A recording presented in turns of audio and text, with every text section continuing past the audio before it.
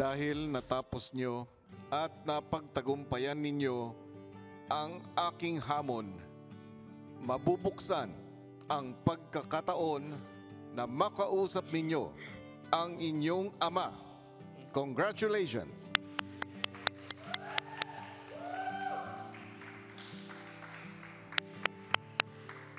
Thank you, Kuya.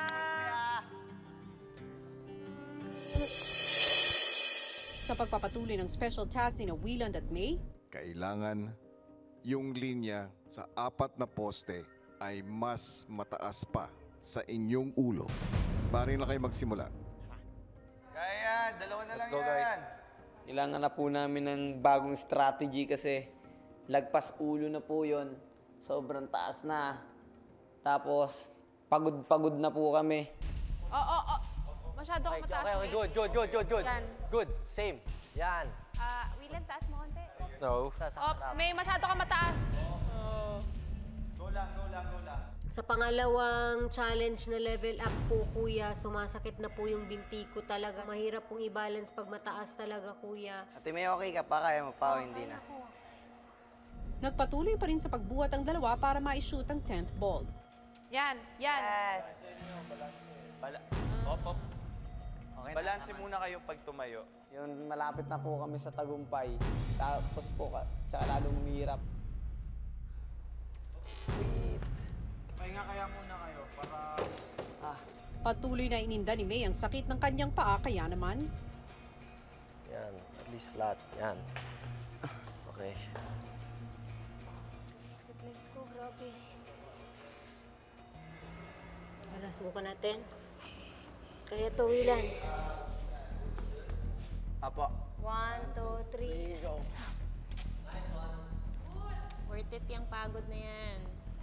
Wait lang, dahan-dahan, Wieland. Ba tayong dadaan? Taas daw ng ulo.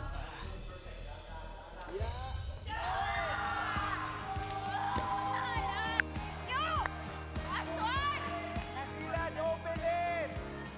Yun! Isa na lang. sa panghuling bola, Nice one, Wieland. Perfect. Op! Sorry.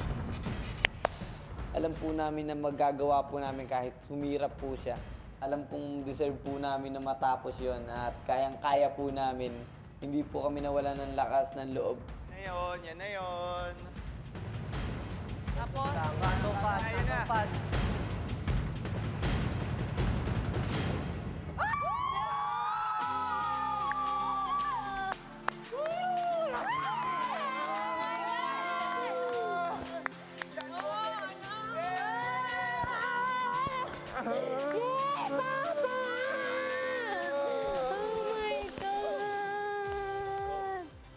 Masayang-masaya po ako na makakausap po siya. Nakakabahan po ako. Ang dami pong naglalarong tanong sa isip ko. My goodness. Excited na po ako. Dahil natapos nyo at napagtagumpayan ninyo ang aking hamon, mabubuksan ang pagkakataon na makausap ninyo ang inyong ama. Congratulations!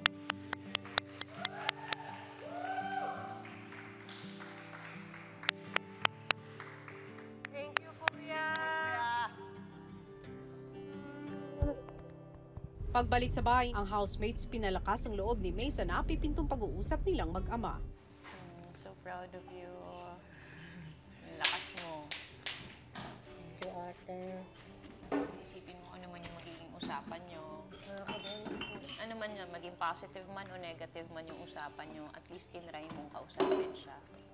Kung ano yung mararamdaman mo nung time na yun, yun yung sasabi mo. And for sure, yung mararamdaman mo is mas pagmamahal. Proud yun sa'yo. Ilang sandali pa pinatawag ni Kuya si May sa confession room. Dumating na ang takdang panahon. Oh my God. Anong nararamdaman mo tungkol dito?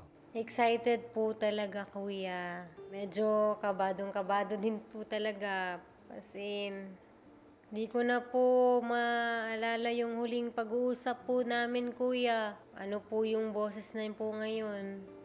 Tsaka ganun din po siguro siya sa akin, kuya. May, alam ko, hindi naging madali ang pagkawalay mo sa iyong ama.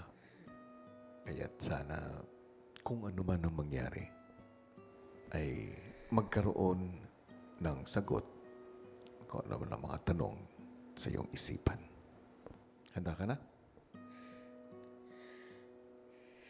Opo.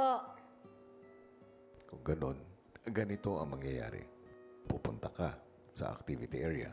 Makikita mo, nandun yung telepono. Kung handa ka na makausap mo ang iyong ama, ay idadial mo yung number.